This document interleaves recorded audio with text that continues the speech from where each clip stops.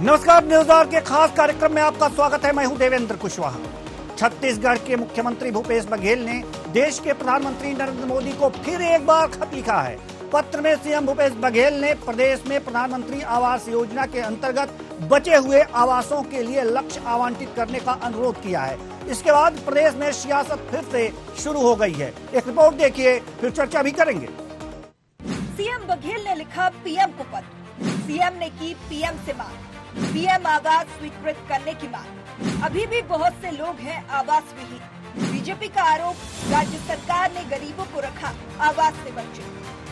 मुख्यमंत्री भूपेश बघेल ने प्रधानमंत्री से प्रदेश में आवास प्लस के 8,19,999 हितग्राही परिवारों के लिए लक्ष्य आवंटित करने का अनुरोध भी किया है।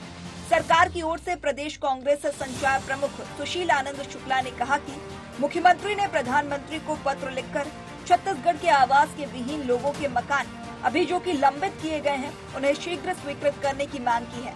भाजपा लगातार इस मामले पर राजनीति करती रही है, लेकिन सांसदों ने इस मामले में कभी भी आवाज उठाना जरूरी नहीं समझा है।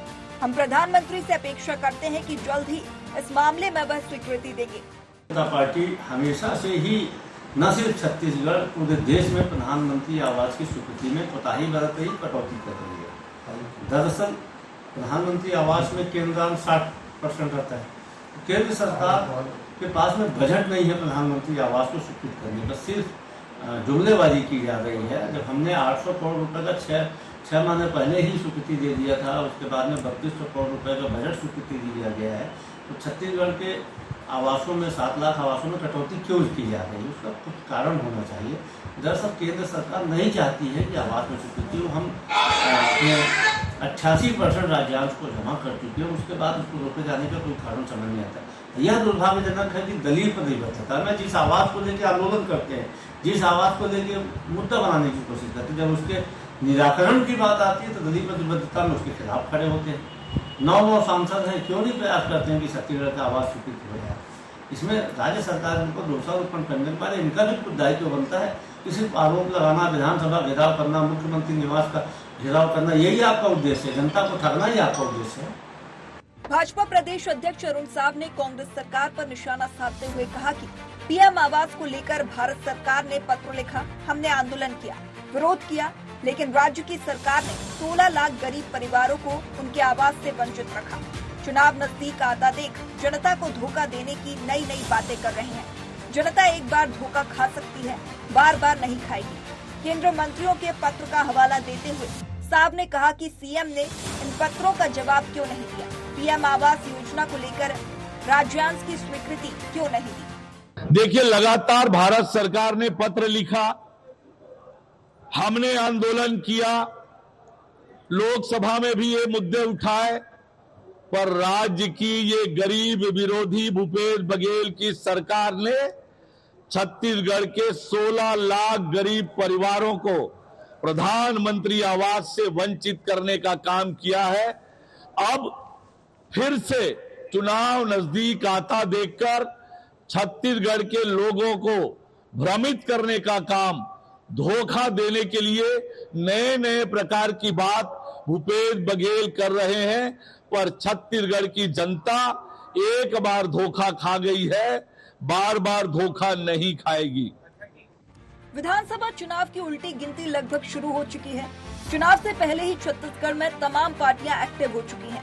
प्रधानमंत्री आवास योजना को लेकर कांग्रेस और भाजपा के बीच टकराव साफ नजर आ रहे हैं। देखना होगा कि आने वाले चुनाव में जनता किन के दावों पर विश्वास करती है। Doctor Sanjay Shekhar, state head, Chhattisgarh. तो गरीबों के सर पर छत हो, इसके लिए पीएम आवास योजना लागू की गई। पूरे देश में पीएम आवास योजना दी जाती है, उसमें राज्यांश भी होता है। राज्यांशों को लेकर के अब बात छत्तीसगढ़ में यह फंस रही है कि बीजेपी की सरकार, यानी कि केंद्र की सरकार ये कह रही है, यानी कि बीजेपी कह रही है कि राज्यांश इन्होंने जमा नहीं किया, इसलिए जो आवास आने वाले थे वो पूरी तरह से गरीबों को नहीं मिल पाए हैं। लेकिन सवाल यहाँ पर यह है कि यहाँ पर जो सरकार है, कांग्रेस की सरकार है छत्तीसगढ़ में, और कांग्रेस की छत्तीसगढ़ की सरकार का कहना है कि हमने 88% राज्यांश जमा कर दिए हैं, फिर भी हमें आवास नहीं मिला है। आज हम इसी मुद्दे पर चर्चा करेंगे और चर्चा के लिए जो हमारे साथ मेहमान इस समय जुड़े हुए हैं उनसे आपका परिचय करा दें। राहुल टिकरिया जी बीजेपी प्रवक्ता, हेमा साहू जी कांग्रेस प्रवक्ता। आप दोनों मेहमानों का बहुत बहुत स्वागत है हमारे इस कार्यक्रम में। चर्चा की शुरुआत करते हैं। चर्चा की शुरुआत हम इसी विषय पर करेंगे कि पीएम आवास योजना इसलिए शुरू की गई कि गरीबों के सर पर छत हो अपना, और पूरे देश में है, लेकिन छत्तीसगढ़ में विवादों का दौर शुरू हो गया है, उस पर सियासत चल रही है। कांग्रेस का कहना है, हेमा साहू जी सवाल आपसे मैं करूंगा। पहला सवाल, कांग्रेस ये कह रही है कि हमने राज्यांश जमा कर दिए हैं फिर भी स्वीकृति नहीं हुई। क्या राज्यांश जमा करने के बाद भी स्वीकृति नहीं हुई, ऐसा ही कहना है, या फिर कुछ और भी बातें हैं जो जरूरी चीजें नहीं हो पाई और इसलिए कुछ लोग बचे रह गए? हेमा साहू जी। देखिए, जब से 17 जून 2015 से जब पीएम आवास योजना की शुरुआत की गई है, तब से क्योंकि 2011 में सर्वेक्षण हुआ था, उस हिसाब से हमारे प्रदेश में लगभग 18,75,585 लोगों को आवास आवंटित होना चाहिए था। और क्योंकि हमारे जब से हमारी सरकार आई है, भूपेश सरकार, हमारे जो राज्यांश हमको 8,000 करोड़ का जो राज्यांश है हमने प्रोवाइड किया है। उसके पश्चात भी हमारे यहाँ जो स्वीकृति होनी चाहिए, क्योंकि केंद्र सरकार नहीं चाहती कि छत्तीसगढ़ सरकार आगे बढ़े और अपने कामों को पूरा करे, जिससे उनको एक मौका मिले कि हमारी सरकार की इमेज को खराब करने का उनको एक मौका चाहिए रहता है। तो वो किसी न किसी तरह से हमको परेशान करने में लगे रहती है और हमारे कार्यों को हमें आप समझाना चाहेंगी हेमा साहू जी कि राज्यांश जमा करने के बाद भी आखिर ये आवास क्यों नहीं मिल पाए गरीबों को? जी, अगर राज्यांश जमा हो गया है तो वो केंद्र सरकार का फर्ज बनता है। नहीं, ये तो आप बताएंगी ना, राज्यांश जमा हुआ है या नहीं हुआ है, ये आप बताइए। जी, राज्यांश 8,000 करोड़ का जो स्वीकृत हुए हैं अभी तक के, है ना, जो हमारे यहाँ प्रति वर्ष 2,80,000 अप्रोक्सीमेटली जो भवन निर्माण की जो राशि है, अभी तक हम 4.25 साल में लगभग 11 लाख जो भवन निर्माण की जो राशि है 8,000 करोड़ रुपए वो जमा हो चुकी है। ये राज्य सरकार के जो कार्य प्रोसेस है वो पूरी हो चुकी है। वो केंद्र सरकार का के कार्य है कि उनको वो स्वीकृत करे और आके जो हम अभी भूपेश बघेल जी ने जो 8 लाख भवनों के लिए और आवेदन दिया है उसको स्वीकृति प्रदान करके भवन निर्माण के लिए सहयोग प्रदान करे। जी, ठीक है। हेमा साहू जी, हम आपके पास आएंगे। हमारे साथ राहुल टिकरिया जी बीजेपी प्रवक्ता हमारे साथ जुड़े हुए हैं। राहुल टिकरिया जी, सवाल ये है कि जब राज्यांश जमा हो गया तो फिर आवास में कहाँ दिक्कत आई?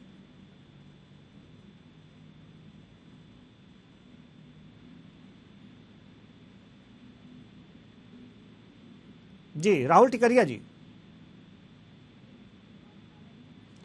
जी राहुल टिकरिया जी, आपकी आवाज हम तक नहीं पहुंच पा रही है। जी जी जी हाँ, बिल्कुल बिल्कुल बिल्कुल बिल्कुल। जी नमस्कार। जी नमस्कार। सबसे पहले तो कांग्रेस की जो ये छत्तीसगढ़ की सरकार है, भूपेश बघेल जी को ये आत्ममंथन करना चाहिए कि ये सरकार किस प्रकार से गरीबों के साथ मजाक कर रही है, भद्दा मजाक कर रही है।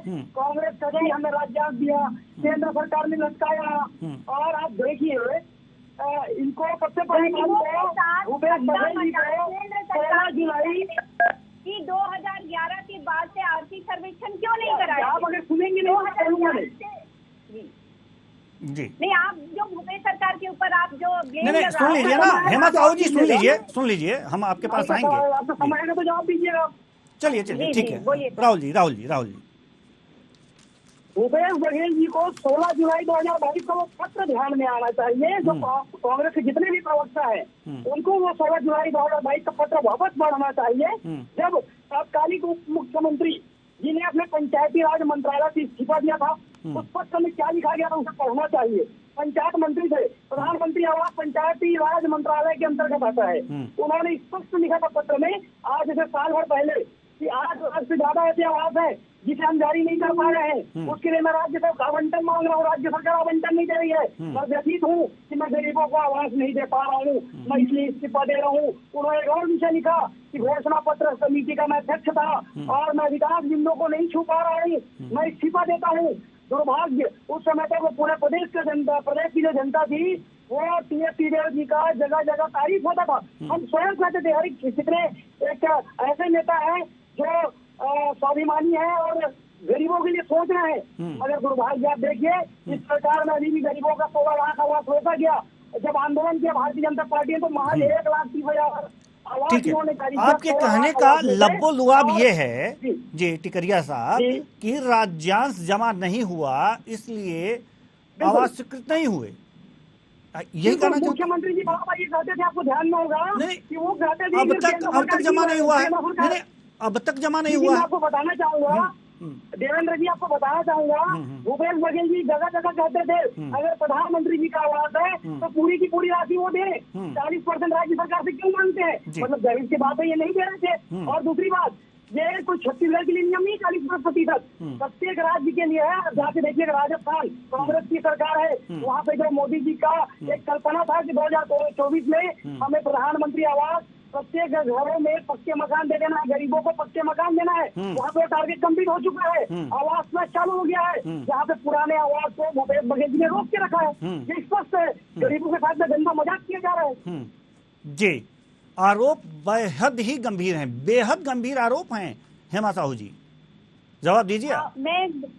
मैं बोलना चाहती हूँ भैया कि जब अगर मोदी जी की सरकार या रमन सरकार गरीबों की हितैषी थी तो उन्होंने अपने कार्यकाल में 2015 में 17 जून से जब पीएम आवास योजना आ चुकी थी तो उन्होंने मात्र 2,18,000 भवन ही क्यों स्वीकृत किए? उनको 18 उस समय तो जनगणना हुई थी तो टोटल 18,75,585 गरीबों को भवन आवंटित होना था तो उसी समय भवन आवंटित क्यों नहीं करवाए? उसी समय उसकी स्वीकृति जी हम आपको रोकना चाहेंगे हेमा जी हम आपको रोकना चाहेंगे जी। हमारे हैं आप जी, हमारे साथ हमारे वरिष्ठ पत्रकार डॉक्टर संजय शेखर भी जुड़ चुके हैं। बहुत बहुत स्वागत है आपका हमारे इस कार्यक्रम में। चर्चा की शुरुआत हो चुकी है और हेमा जी कुछ कह रही हैं, अपने शब्द अपने वाक्यों को पूरा कर लें, उसके बाद हम फिर आपके पास आते हैं। जी हेमा जी जारी रखिए। जी, तो उन्होंने 59,000 मकान प्रति वर्ष स्वीकृत कराए और बनाए और हमारी सरकार जब से आई है हमने प्रति वर्ष 2,80,000 के हिसाब से भवन का वो आवंटन करवाया है। तो आप सोचिए कि जो सरकार जिस समय केंद्र में भी भाजपा की सरकार थी और राज्य में भी भाजपा की सरकार थी तो वो चाहते तो उसी समय 18 लाख लोगों के लिए भवन स्वीकृत कर सकते थे, क्यों नहीं किए? उनको करना चाहिए था। चलिए वो नहीं किए चल हेमा जी उसके बावजूद भी भाजपा के जो लोग हैं वो प्रोपेगेंडा करने के लिए उतारू रहते हैं। चलिए ठीक है हम आपके पास आएंगे। हमारे साथ डॉक्टर संजय शेखर जी भी जुड़ चुके हैं तो हम उन्हीं से जान लेते हैं कि ये आखिर आवास का मामला क्या है और ये सीएम का पीएम को पत्र का मामला क्या है, पाती क्या है, ये हम पूरी तरह से आपसे समझना चाह रहे हैं। आप समझाइए, उसके बाद से फिर हम चर्चा को आगे बढ़ाएंगे। जी डॉक्टर संजय शेखर। देखिए, प्रधानमंत्री आवास योजना को समझने के लिए आपको थोड़ा पीछे जाना पड़ेगा और उस समय जो तत्कालीन पंचायत मंत्री थे जो कि अभी उप मुख्यमंत्री है उनके पत्र को समझना होगा। उन्होंने मुख्यमंत्री जी को पत्र लिखा था और पत्र लिखते हुए उन्होंने पंचायत विभाग से इस्तीफे की पेशकश की थी, इस्तीफा दे भी दिया था, उसको एक्सेप्ट भी कर लिया गया। उसके पीछे लबो लुआब यही था कि प्रधानमंत्री आवास योजना को छत्तीसगढ़ में स्वीकृत करने के लिए राज्य सरकार की तरफ से जो स्टेट का 40% का शेयर होता है वो 40% का शेयर बार बार मांग करने के बावजूद छत्तीसगढ़ की सरकार के द्वारा नहीं दिया गया। वो राशि जारी की गई जिससे प्रदेश के लाखों जो आवासहीन है वो आवास से वंचित रह गए और ये इसको तत्कालीन पंचायत मंत्री जो कि अभी उप मुख्यमंत्री हैं टीएस सिंहदेव ने अपने विभाग का एक बड़ा फेल्योर माना और फेल्योर मानते हुए उन्होंने अपने विभाग से इस्तीफा दिया था। तो कहने की जरूरत नहीं है कि इस मामले में राज्य सरकार की क्या कमियां थी, वो तो राज्य सरकार के अंग ने ही स्पष्ट कर दिया है। और भारतीय जनता पार्टी ठीक है, एक मुद्दा है, उस मुद्दे को उठा करके बार बार उसको उजागर करने की कोशिश करती है, लेकिन जो सच है वो तो सबके सामने है। अब राजनीतिक दल है, विपक्ष में है भारतीय जनता पार्टी, तो वो तो निश्चित तौर पे ऐसे मुद्दे अगर उनके सामने आते हैं, और केवल मुद्दे नहीं है, ये केवल राजनीतिक मुद्दा नहीं है, ये प्रदेश के लाखों जो आवासहीन परिवार है उसके आवास से जुड़ा हुआ मुद्दा है। तो भारतीय जनता पार्टी का धर्म भी है, विपक्ष का धर्म भी है कि इसको उठाए। अब रह गई अभी मुख्यमंत्री जी के पत्र का जो उन्होंने लिखा है। देखिए, इस मामले पर कांग्रेस पार्टी और छत्तीसगढ़ की सरकार पूरी तरीके से घिरी हुई है। भारतीय जनता पार्टी इस मुद्दे को बहुत आक्रामक तरीके से पूरे प्रदेश में उठा रही है। तो उसका काट कैसे ढूंढा जाए, उसका देखिए, मकान तो तुरंत बना करके वो दे नहीं सकते। एक राजनीतिक काट इन्होंने ढूंढा कि हम जो है सभी आवासहीनों की फिर से सर्वे करवाएंगे और सर्वे के बाद फिर हम मकान देंगे। अब सर्वे की प्रक्रिया तो अभी शुरू होगी, शुरू होने के बाद वो पता नहीं कब सर्वे होगा, तब तक सामने चुनाव आ जाएगा, तो मकान तो गरीबों को मिलेगा नहीं। तो आखिर जवाब उनको क्या दे पाएगी कांग्रेस पार्टी, क्योंकि बुरी तरह से घिरी हुई है, क्योंकि उनके उप मुख्यमंत्री ने जो तत्कालीन पंचायत मंत्री था उन्होंने पूरे पोल पट्टी खोल दी थी। तो अब उसका एक राजनीतिक रास्ता कोई निकाला जाए, और राजनीतिक रास्ता निकालने के लिए जिसको जगह जगह चुनावी सभाओं में बोला जाएगा, इस लिहाज से एक पत्र लिखा गया है और वो वहां पहुंचा है और इसी पत्र पर सियासत हो रही है। कुल मिलाकर के सामने जो चुनाव है, उस सामने चुनाव में दोनों ही पार्टियां, कांग्रेस पार्टी भी और बीजेपी भी इसका लाभ लेने की कोशिश करेगी। बीजेपी इसलिए लाभ लेने की कोशिश करेगी कि वो कहती है कि 14 लाख आवासहीन परिवारों को ये सरकार आवास नहीं दे पाई, और कांग्रेस पार्टी उस डैमेज को कंट्रोल करने के लिए जो भी हो सकता है वो करने की राजनीतिक रास्ता तलाशने की कोशिश कर रही है। जी, राहुल टिकारिया जी आप कुछ कहना चाह रहे थे? जी, अभी कांग्रेस की प्रवक्ता एक आरोप लगा रही थी कि भारतीय जनता पार्टी प्रोपेगेंडा कर रही है। प्रोपेगेंडा अगर हम कर रहे हैं तो इनके उप मुख्यमंत्री जी ने 16 जुलाई 2022 को क्या किया था, ये कांग्रेस के प्रवक्ता स्पष्ट करें। कांग्रेस के जो छत्तीसगढ़ के मुख्यमंत्री भूपेश जी वो स्पष्ट करें। इस प्रकार से प्रोपेगेंडा करने का काम कांग्रेस के मुख्यमंत्री भूपेश बघेल जी कर रहे हैं। और आपको बताना चाहूंगा, चुनाव करीब है, इस प्रकार से जो पत्र लिखने का दौर है वो चालू है। बल्कि क्या स्पष्ट है, अभी वरिष्ठ पत्रकार जी ने कह दिया कि सरकार की पोल पट्टी तो वहीं के उप मुख्यमंत्री जी ने पंचायती राज मंत्रालय की पद कर दिया था। उसके अलावा आपको बता दूं, छत्तीसगढ़ में 16 लाख आवास आज से 6 माह पूर्व तक पेंडिंग थे, जिसको इस सरकार ने नहीं दिया था। जिसे अभी कांग्रेस के प्रवक्ता ने स्वयं स्पष्ट किया कि छत्तीसगढ़ में प्रति वर्ष 6,08,000 आवास आते हैं। और मैं बता दूं भाई, ये कह रही थी कि भारतीय जनता पार्टी की सरकार बिल्कुल आपको रेशियो का ही प्रति वर्ष 2,08,000 छत्तीसगढ़ में आवास आता है, केंद्र सरकार से आता है। लेकिन आपकी सरकार ने मात्र 59,000 प्रति वर्ष के हिसाब से स्वीकृति आवास बने हैं 3 साल में भारतीय जनता पार्टी की सरकार में। जरा आगे ठीक से बढ़ के आइए आप। 3 साल में भारतीय जनता पार्टी की सरकार में 7 लाख आवास बने हैं और एवरेज रहा है 2,08,000 आवास का प्रति वर्ष।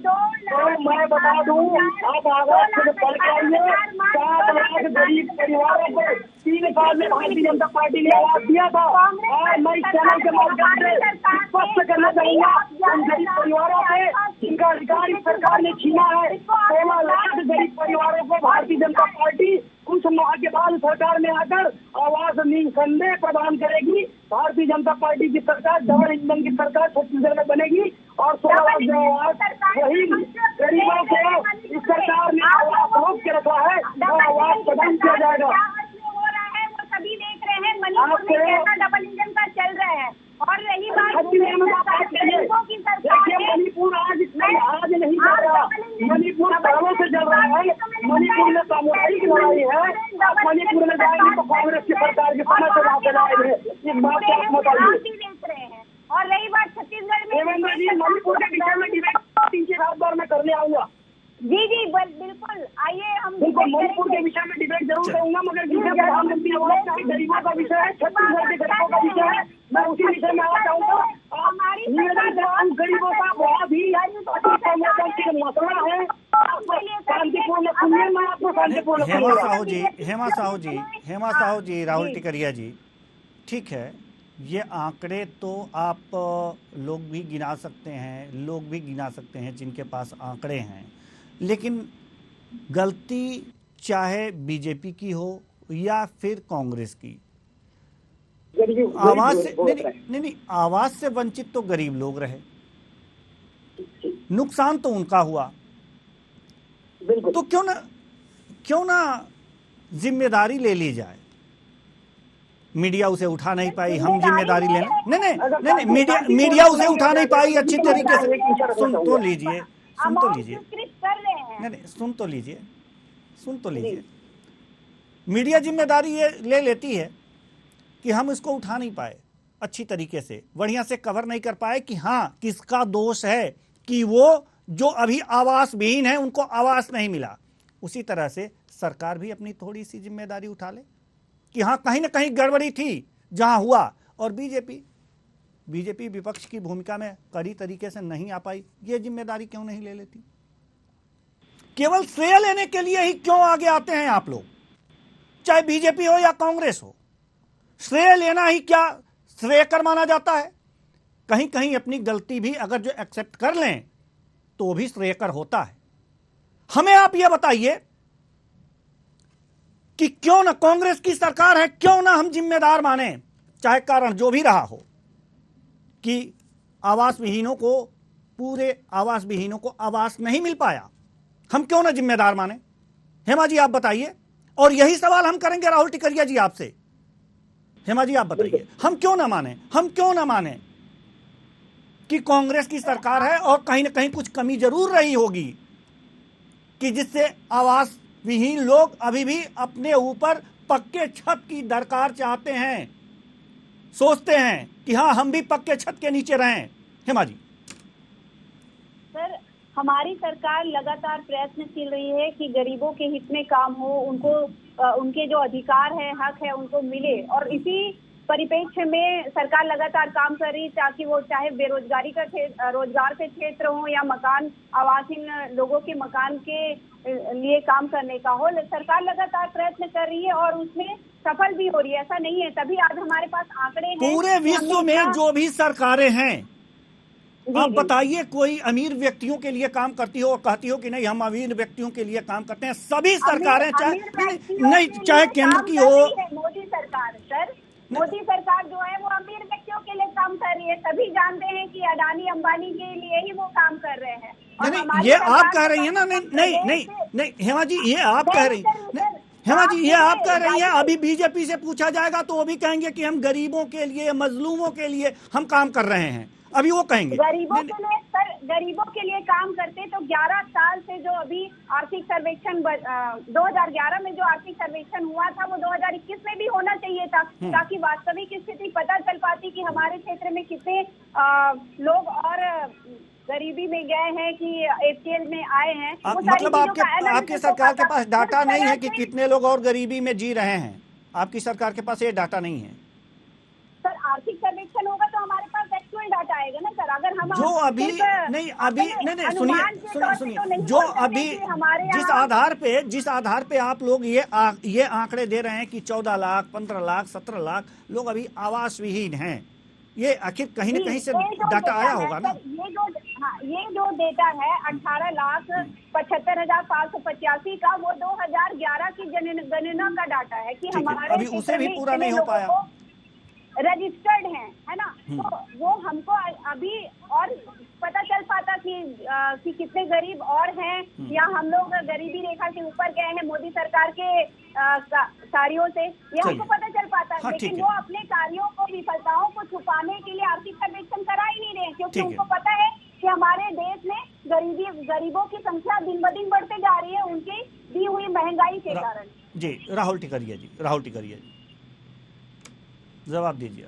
देखिए देवेंद्र भैया, एक बहुत संवेदनशील विषय है ये, मैं जनप्रतिनिधि हूँ, जिला पंचायत का सभापति हूँ, जिला पंचायत सदस्य हूँ। मेरे ग्रामीण क्षेत्रों में ऐसे कई आवास विहीन लोग हैं जो किसी दूसरे के घर में रह रहे हैं। कई ऐसे गांव जहाँ पे शास्त्री भवन में वो 2 साल 3 साल से रह रहे हैं। मैं उनकी पीड़ा बहुत अच्छे से समझता हूँ। मैं जनप्रतिनिधि हूँ। 15वें वित्त के रूप में मुझे विकास राशि मिलता है, जिसे 3 साल से रोका गया। अभी सप्ताह भर पूर्व जब उप मुख्यमंत्री जी आए थे तो मुझे उस विषय के लिए जेल डाल दिया गया। तो मैं ये पीड़ा बहुत अच्छे से समझ रहा हूँ कि आवाज क्या बीत रही है। जी हेलो जी जी आवाज गरीबों के ऊपर जिस प्रकार से स्थिति है, गरीबों के ऊपर क्या स्थिति होगा वो पीड़ा मैं बहुत अच्छे से समझ रहा हूँ। मैं स्वयं कई जगह शासकीय आवासों में उनको रोकने की व्यवस्था करवाया हूँ। तो स्थिति बहुत गंभीर है। अगर वो 16 लाख आवास ये छत्तीसगढ़ की सरकार इन गरीबों को दे देगी 4 साढ़े 4 सालों में, तो आज कोई भी गांव का एक भी कच्चा मकान नहीं बचता जो पक्की ना हुआ होता। मगर आज गरीबों के पास रहने के लिए कई जगह छत नहीं है। और अभी बरसात का जो समय है वो इतना दूभर है कि कई जगह गाँव में गरीब लोग मंदिरों में रह रहे हैं। अगर आप कभी आपके चैनल के माध्यम से उनकी स्थिति दिखा पाए तो मैं आपको उनका पता बता दूंगा, उनका गांव बता दूंगा। जी बिल्कुल बिल्कुल।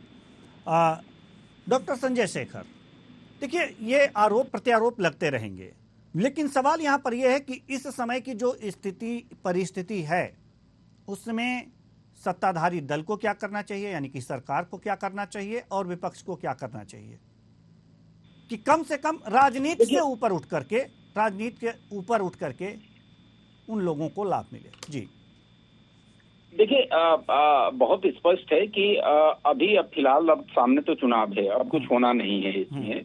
क्योंकि करीब 1 महीने बाद जो है 1.5 महीने बाद आचार संहिता लगेगा। तो अब बहुत कुछ जो होना है वो चुनाव के बाद होना है। चुनाव के बाद कौन सी सरकार आती है, क्या आती है, उसके आधार पे चीजें तय होंगी। जहां तक मौजूदा सरकार की बात है तो मौजूदा सरकार को अपना शेयर देना है, वो 40% अपना शेयर देगी और केंद्र सरकार से जो अलॉटमेंट है वो अलॉटमेंट लेकर के गरीबों का मकान बनना है। और इसमें बीजेपी की बहुत ज्यादा भूमिका इसलिए नहीं होती है कि यदि केंद्र से कोई राशि रोकी जाती है, अगर राशि नहीं मिलती है तो फिर यहाँ के विपक्ष का एक सकारात्मक धर्म होता है कि छत्तीसगढ़ के आवासहीन परिवारों के सर पे छत मिले। इसलिए सरकार की मांगों का समर्थन करे और केंद्र से वो भी आग्रह करे कि यहाँ का अलॉटमेंट जो रुका हुआ था उसको ज्यादा जारी करे और ताकि यहाँ के ज्यादा से ज्यादा लोगों को के सर पे पक्का छत हो सके। तो कुल मिलाकर के मामला यही है कि स्टेट को अपना शेयर देना है और केंद्र ने जो कैंसिल कर दिया था, जो अलॉटमेंट जो पहले दी थी उसको कैंसिल कर दिया था, उसको फिर से जारी करे और जारी करके ज्यादा से ज्यादा छत्तीसगढ़ के लोगों का मकान बने। ये मूल उद्देश्य दोनों ही पार्टियों का होना चाहिए और तभी जो है लोगों का भला हो सकता है, गरीबों का भला हो सकता है। बहुत बहुत धन्यवाद सभी मेहमानों का, आप आए और अपने अपने विचार साझा किए। तो सवाल यहाँ पर यह है कि राजनीति हो रही है, काम नहीं हो रहा है। राजनीति नहीं होनी चाहिए, बशर्ते काम होना चाहिए। हालांकि जो केंद्र सरकार ने अलॉटमेंट जो आवास का था उसे कैंसिल कर दिया है, तो इस समय स्थितियां यह होनी चाहिए कि जो विपक्ष है यानी कि बीजेपी है छत्तीसगढ़ में, उसे केंद्र से अनुरोध करना चाहिए कि आप हमारे राज्य के लिए जो आवंटित आवास थे उनकी राशि स्वीकृत कर दें और साथ ही साथ सरकार को भी अपने जो राज्यांश है उसका हिस्सा जमा करना चाहिए और लोगों को जिससे कि लाभ प्राप्त हो सके, न कि राजनीति होनी चाहिए, क्योंकि राजनीति अब सभी लोग समझ चुके हैं। फिलहाल इस कार्यक्रम में इतना ही, मुझे दीजिए इजाजत, नमस्कार।